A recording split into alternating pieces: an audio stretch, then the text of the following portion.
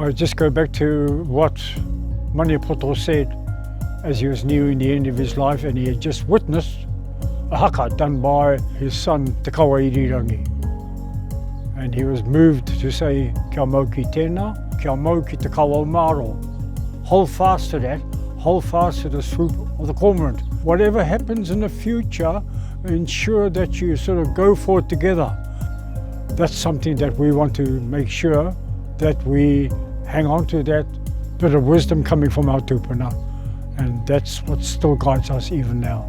We are looking forward to the Prime Minister Jacinda Ardern and her team coming here and pass on the Crown apology for all the misdeeds that have happened between the Crown and Maniapoto in the past. And we are going to extend the hand of whanaungatanga to them and extending the hand of friendship to the Crown. A muri, kia mau ki tēnā, kia mau ki te kawa maro. Whanake ake, whanake ake.